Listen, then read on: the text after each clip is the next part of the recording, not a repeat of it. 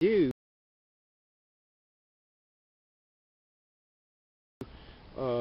with one of these discs and text formatted ebooks, it turns out that the average 300-page ebook is about 750 kilobytes.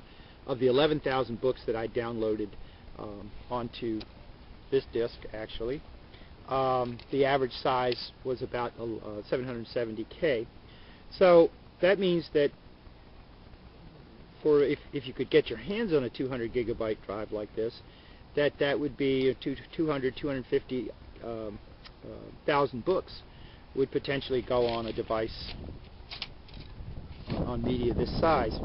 Now, what's important is that, say for instance, here in Palo Alto, our library has about 240,000 titles, or holdings rather. Some of those are videos, and so that you'd have to separate those out. But assuming that you had maybe 200,000 books, and you could get most of those into the text format, and providing that we're putting aside the copyright issues for the moment, that means that on a single device, on a single copy of a media like this, you could potentially get all of the text, all of the books in a text format on one disc, and if not one, two.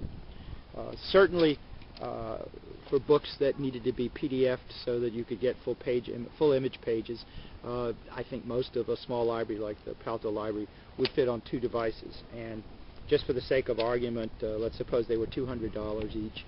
So we're talking about $400 in media costs, raw media costs, just to digitize, excuse me, to store the digitized version of the library.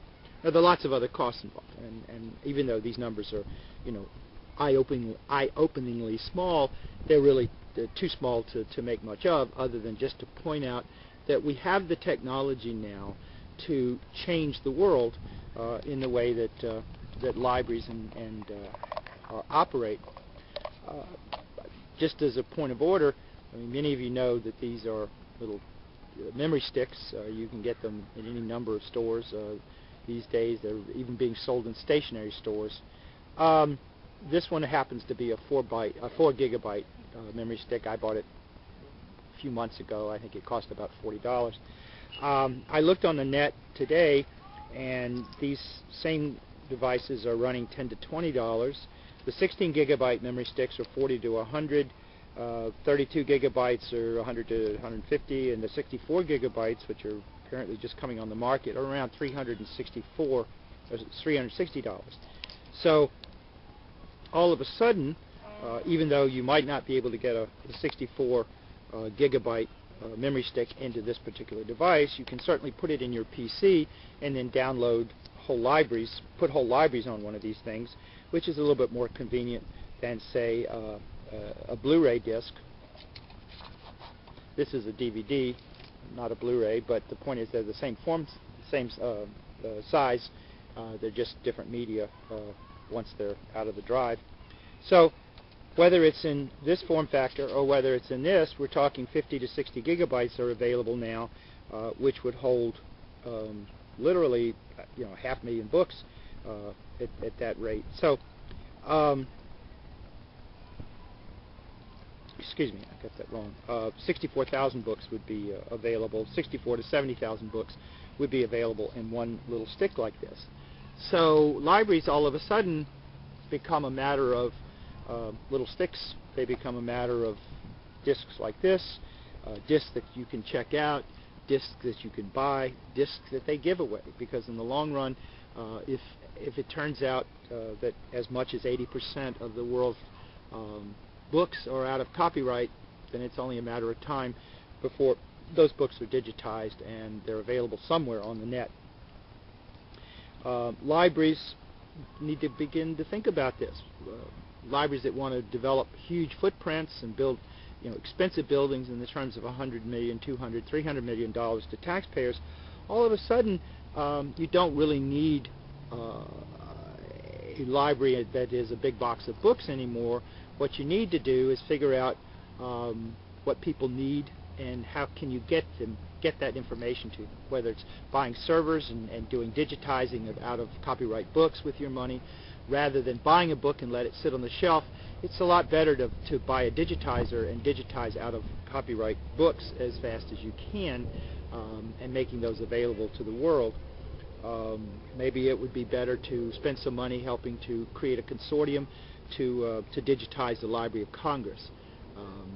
That turns out to be about $1 billion problem, first cut, and that means that with that $1 billion we could digitize 28 to 30 million books that presumably are out of copyright, and it costs a little money to store them, but these days 1 terabyte drives are as little as $150 at Fry's, the local emporium, hardware and software emporium here in Silicon Valley. And so we're looking at 20 to 30 of these drives at $150 each, so it's less than $5,000 hardware. Now, that would simply be one server. In fact, you wouldn't want to do it that way. You'd want to get an enterprise server of some sort, and that would be a different cost. But the point is that it would be really very inexpensive compared to the digitizing costs, which are currently about $30 a book. So these are some of the issues that I think libraries need to be considering before they advance, before they say we need to build big new boxes, because frankly getting books off the shelf and getting digitized versions onto servers probably will serve more people more quickly than a huge traditional 1950s kind of library design would, where you end up having a small number of books, maybe 200,000-300,000 copies available a few hours of the day. The internet is open 7/24, 365, and most libraries aren't. So that's what's happening in the world of digital storage and how it affects library design in the coming years. My name is Wayne Martin. Thanks for watching.